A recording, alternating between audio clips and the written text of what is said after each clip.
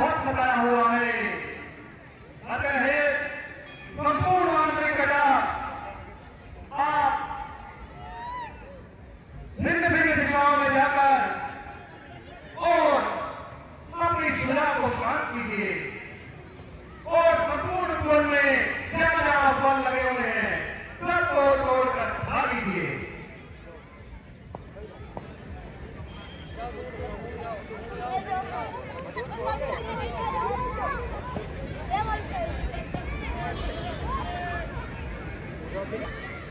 गांधी दल ने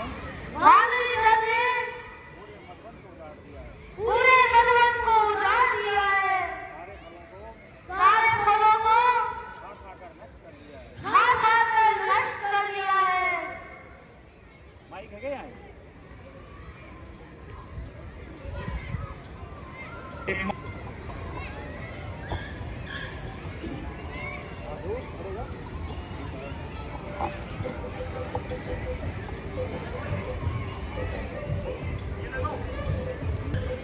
कहो खेरू क्या समाचार है?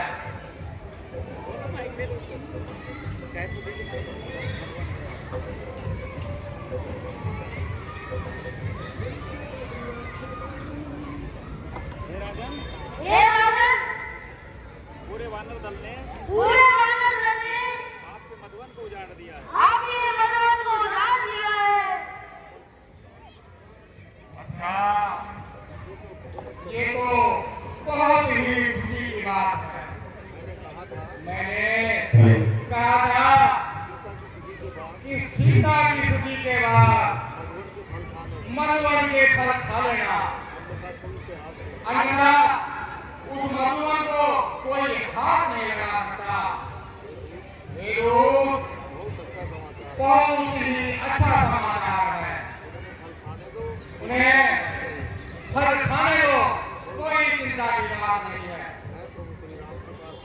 मैं स्वयं भगवान राम के पास जाकर उन सबको साथ ले जाकर इस बात की सूचना देता हूँ।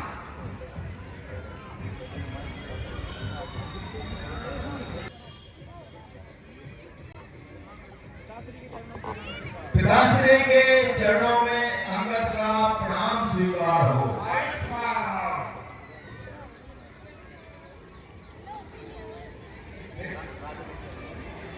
महाराज के चरणों में दास का प्रणाम स्वीकार हो। आइए भगवान, आप मेरे खड़े हो। हे हनुमान जी, आपके मुखमंडल पर जो आभा और तेज प्रकट रहा है, ऐसा महसूस होता है आपने मां सीता की सुध देखी है। हे महाराज, प्रभु श्री राम और मां जानकी के प्रताप से प्रभु श्री राम का ये कार्य संपन्न हुआ। अब हमें शीघ्र प्रभु श्री राम के पास चलना चाहिए और उन्हें संपूर्ण वृत्तांत से अवगत कराना चाहिए। बहुत अच्छा हनुमान जी, चलो हम सब चलते हैं।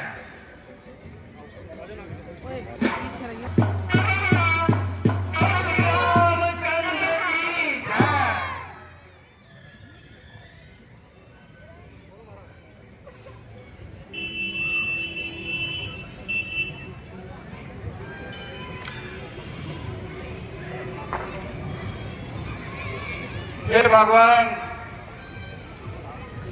आपकी कृपा से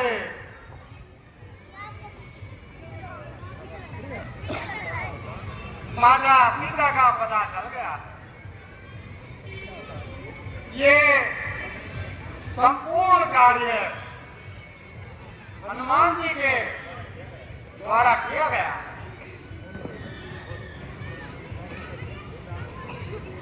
हे दास हनुमान जी,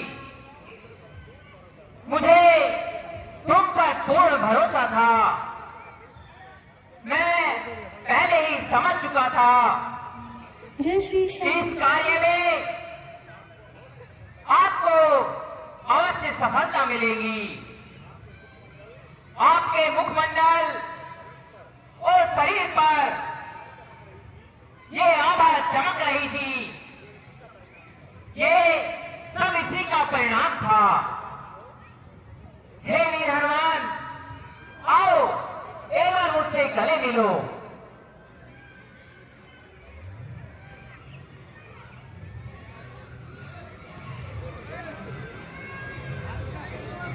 हे महाबली हे मारे, बल पर तेरे गर्वित हूँ मैं, इस कृति के बदले में क्या दो, कुछ वास्तु नहीं लाजित हूँ मैं।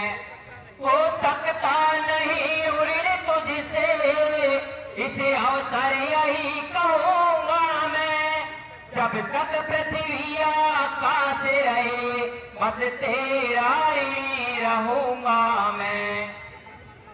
हे तात हनुमान, जब तक पृथ्वी और आकाश रहेंगे तब तक मैं तुम्हारा ऋणी रहूंगा। हे प्रभु, आप इस दास के लिए इस प्रकार के शब्द मत कहिए। ये संपूर्ण कार्य जो संपन्न हो पाया है वो आप ही के प्रताप से संपन्न हो पाया है प्रभु। परंतु हाँ,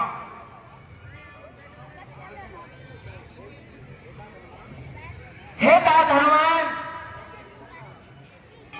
अब हमें सीता के विषय में कुछ बताइए। वह लंका नगरी में किस प्रकार अपना जीवन यापन कर रही है। हे हनुमान, क्या सीते मुझे याद भी करती है या नहीं? हे प्रभु, आप कह रहे हैं कि मां सीता जी आपको याद भी करती है या नहीं। एक पल भी ऐसा नहीं जाता जब मां आपके विरह से व्याकुल न हो। हे प्रभु, आपने पूछा कि मां सीता वहां पर किस प्रकार निवास कर रही हैं। तो हे प्रभु, मैं अपने चक्षुओं से देखकर आया हूं कि मां सीता वहां पर ठीक उसी प्रकार से निवास करती है जैसे 32 दांतों के बीच में जिह्वा निवास करती है। दिन प्रतिदिन राक्षसों के उस लंकेश के दुराचार और अत्याचार को सह रही हैं। दिन प्रतिदिन केवल यही प्रार्थना करती हैं कि मेरे प्रभु श्री राम आएंगे और मुझे इस राक्षस के चंगुल से छुड़ाकर जल्दी ही ले जाएंगे। हे प्रभु, उन्होंने अपनी निशानी के तौर पर ये चूड़ामणि भेंट की है, आप इन्हें देखिए। उन्होंने कहा कि प्रभु श्री राम को ये चूड़ामणि देकर बता देना कि 3 दिवस के अंदर अंदर यदि प्रभु श्री राम मुझे लेने नहीं आए तो मैं अपने प्राणों का त्यागन कर दूंगी। ऐसा उन्होंने संदेश भिजवाया है प्रभु। हे तात हनुमान, तुम धन्य हो। हे भ्राता लक्ष्मण, मैं अभागा सीता के बिना रह रहा हूं, जिसका मुझ जैसा पति विदित है। इस प्रकार से वह सीता लंका के दुखों को सहन कर रही है। हे तात सुग्रीव, अब क्या देरी है? हमें योजनाबद्ध तरीके से लंका पर आक्रमण करना चाहिए।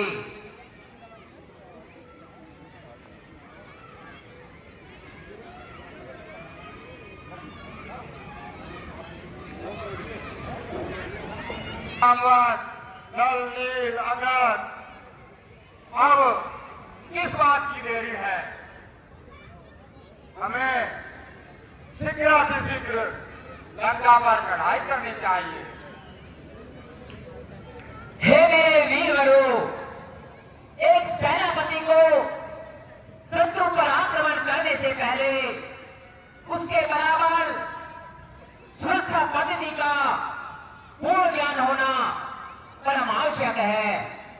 इसलिए हे हनुमान, रावण की सेना का परिणाम, नगर द्वारों को दुर्गम बनाने के साधन, लंका की रक्षा के उपाय, जो सब कुछ तुमने अपनी आंखों से देखा है, उन सभी बातों का सभा में वर्णन करो। हे प्रभु,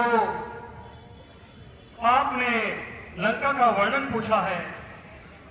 लंका वास्तव में रमणीय नगर है। चारों ओर स्वर्ण ही स्वर्ण लगा हुआ है।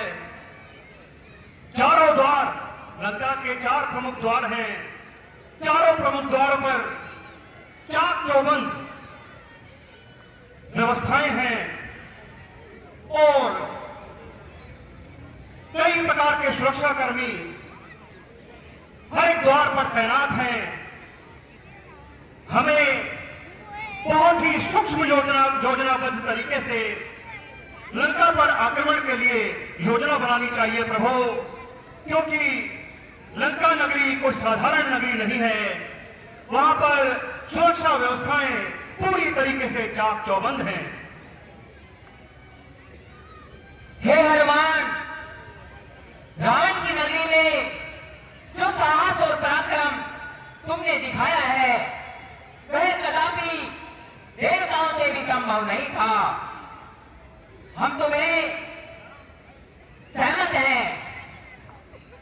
अब सेना को प्रस्थान करना चाहिए। हे महाराजा सुग्रीव, हम सबकी सहमति से तुमको सेना नायक का कार्यभार संभालते हैं। कल उत्तरा फाल्गुनी नक्षत्र में जब चंद्रमा हस्त नक्षत्र आ जाए, ऐसे विजय मुहूर्त में हमारी सेना यात्रा आरंभ की जाए। इस सेना के आगे सबसे पहले वेगवान वानरों को लेकर चलेंगे। हे नील, तुम सेना को ऐसे मार्ग से ले चलो जिसमें फल मूल की अधिकता हो, शीतल जल हो और मधुमेह मिलने का सुविधा हो। लेकिन आगे चलते हुए तुम्हें दुष्ट राक्षसों से सावधान रहना होगा। कहीं ऐसा ना हो हम आगे निकल जाए और शत्रु हम पर पीछे से आक्रमण कर दे। सेनापति वृषभ सेना के दाएं भाग में रहकर सेना की रक्षा करते हुए चलेंगे। परम वेगवान परमवीर दंडमादन सेना के बाएं भाग में चलेंगे।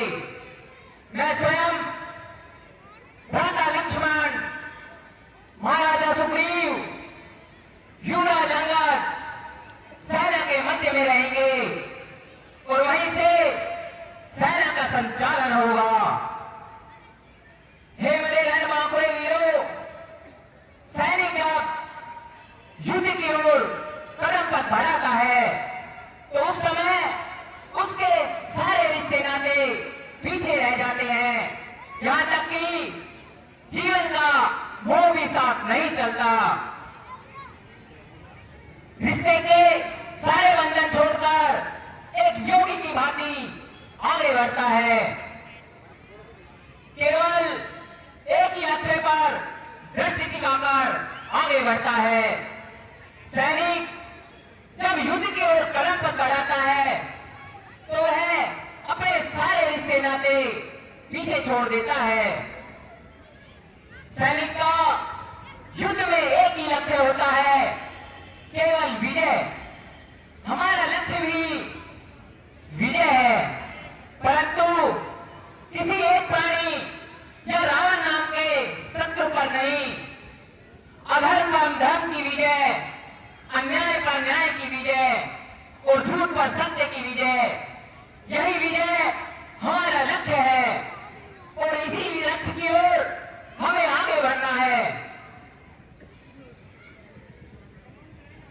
हे मेरे वीरवरों, मन में उत्साह रखो और हृदय में प्रभु पर विश्वास, फिर हमें इस संसार की कोई भी शक्ति नहीं हरा सकेगी। हे वीर हनुमान, सभी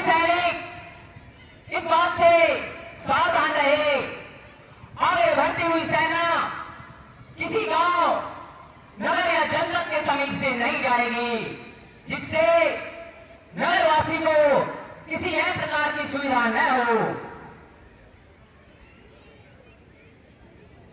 हे महाराज सुग्रीव, पंडित राज करने वाले अग्रिम दल को लेकर आगे बढ़े। जो आज्ञा प्रभु। हे मेरे वीरों, अपने सेना के जो नियम है उन्हीं नियमों में आपको चलना है और अपने इस योद्धापन का पूरा पूरा लाभ उठाना है। ये हनुमान जी, हे अंगद, हे नल नील, आप सभी वानर सेना को कतारबद्ध करके लेके चलना है।